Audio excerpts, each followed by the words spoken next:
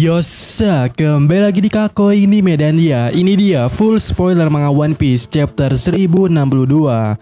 Dimana ya, seperti yang kita ketahui bersama bahwasanya judul di chapter kali itu atau kali ini ya, itu adalah petualangan di tanah ilmu pengetahuan.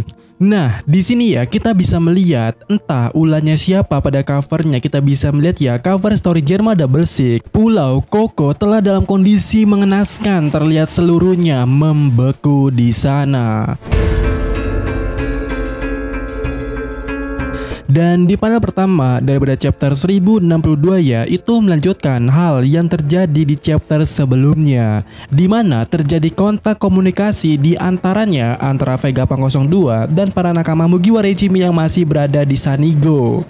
Dan orang-orang seperti Franky, Usopp, dan Sanji terlihat sangat senang dengan kehadiran Dr. Vegapunk itu, atau lebih tepatnya Punk 02. Tetapi di satu sisi ya, Robin tampak cukup serius di sini, yang mana dia masih memasang kuda-kudanya dan mulai melakukan suatu perbincangan di sana.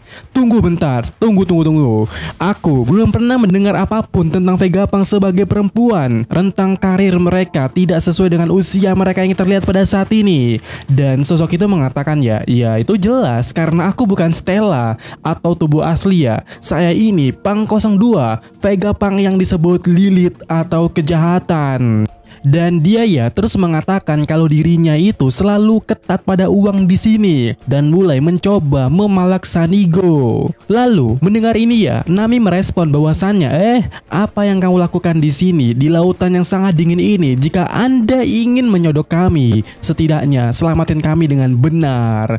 Yang mana ya sosok Vegapunk ini menjelaskan kalau dirinya sama sekali tidak akan menyelamatkannya dan mulai menjelaskan situasi tentang laut yang ada di sana pula. Kalaulah biasanya ya tidak ada kapal yang selamat ketika melewati wilayah lautan itu.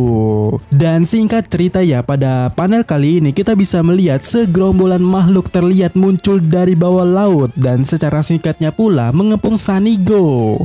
Dan benar, hewan-hewan atau monster laut itu ya sama seperti hiu sebelumnya, dimana hewan-hewan ini merupakan hasil teknologi daripada Vegapunk juga, yang mana melihatnya tentu saja Franky ya makin kegirangan dengan situasi itu.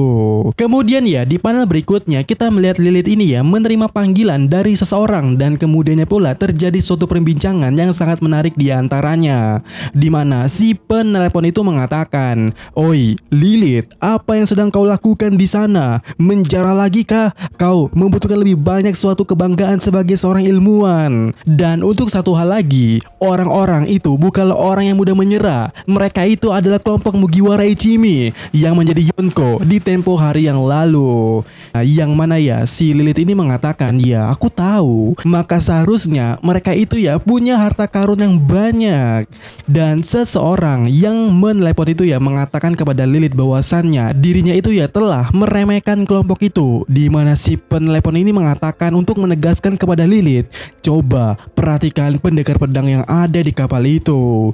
Dan ya kita bisa melihat ya Zoro sudah bersiap dengan kuda-kudanya yang sangat gagah. Dan si penelepon tadi menjelaskan bahwasannya pendekar pedang itu bernama Roronoa Zoro, si pemburu bajak laut dengan bounty 1.111.000.000 berry. Yang mana ya si penelepon ini kembali menegaskan bahwasannya kenapa dia itu begitu tenang, karena pada jarak saat itu juga dia bisa membunuhmu yaitu Lilith dengan sekejap saja. Hal yang sama untuk anak iblis yaitu Nico Robin di belakangnya juga mampu seperti itu.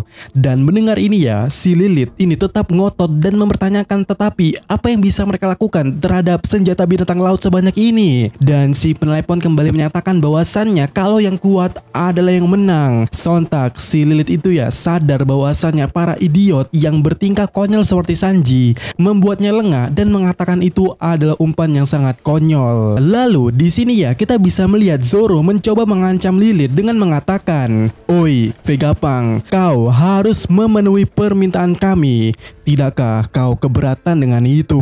Tetapi panel dipotong di mana kita bisa melihat ya sosok bernama Saka yang merupakan si penelepon tadi, di mana kita bisa melihat ya dirinya memakai suatu helmet seperti Ant-Man, dan juga dia mengatakan bahwasannya dia tertarik dengan kelompok itu, kelompok Mugiwara Ichimi.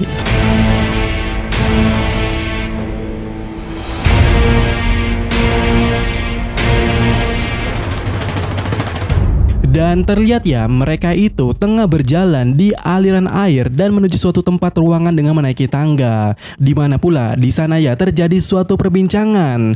Yang mana ya di sini Luffy bertanya kepada Bone, apakah kau pernah kesini sebelumnya? Dan Bone menjawab kalau dirinya pernah waktu dia masih kecil dan kondisi saat itu lab masih normal saja. Dan Luffy ya terus menanyakan kenapa dia datang ke sini. Dan secara jelasnya Bone mengaku kepada Luffy kalau ayahnya dibuat menjadi cyborg oleh tangan Vegapunk itu, dimana ayahnya yang dimaksud di sini adalah Kuma, tetapi Bone tidak menyebutkan namanya itu. Lantas dengan begitu, dengan polosnya Luffy mengatakan, itu sangat keren dong. Dan Bone langsung memperjelas kalau itu nggak keren sama sekali, karena sekarang dia telah kehilangan semua rasa dirinya sendiri sebagai manusia, dan bahkan dia tidak tahu siapa dirinya sendiri pula. Dia telah dibuat menjadi tidak lebih sebagai senjata hidup. Itu adalah kisah yang sangat menyenangkan yang Anda ceritakan. Dan mendengar ini ya, Luffy pun kena mental. Maaf Boge. Dan di sini juga ya, Jinbei yang mendengarnya cukup kaget akan hal itu. Sampailah mereka semua tiba di suatu tempat, suatu ruangan bernama SSG, yang mana begitu sangat megah di sana.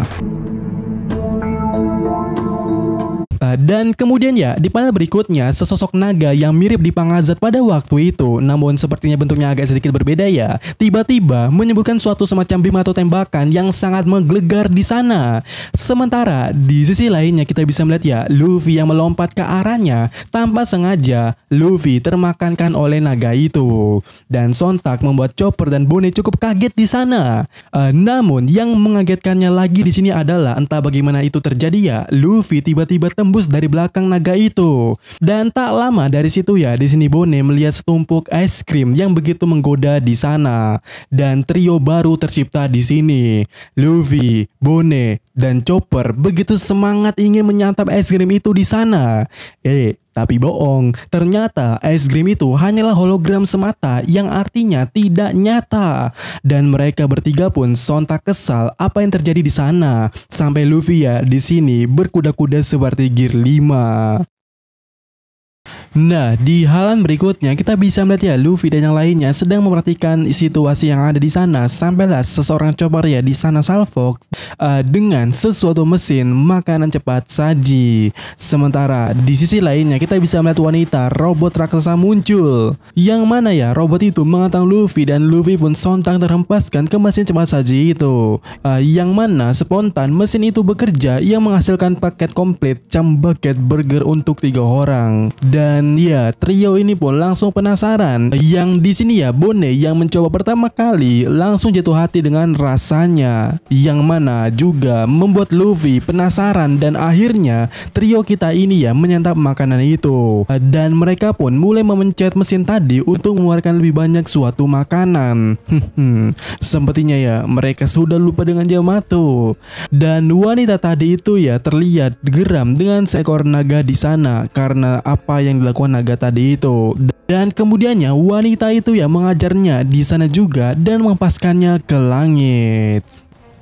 Dan di panel berikutnya ya kita kehadiran lagi sosok wanita yang memiliki ukuran yang cukup sama dengan wanita sebelumnya. Sementara itu ya Luffy dan Bone yang terlihat sedang kampai makanan di sana tiba-tiba langsung disidak oleh wanita itu. Dan sosok itu ya memperkenalkan dirinya sebagai Dr. Vegapunk. Sontak mendengar itu ya Luffy dan Chopper pun keselak fakta dan cukup kaget dengan hal itu. Sementara Bone ya mulai serius dan mengatakan dalam hatinya kalau itu adalah suatu perkataan yang sangat bohong.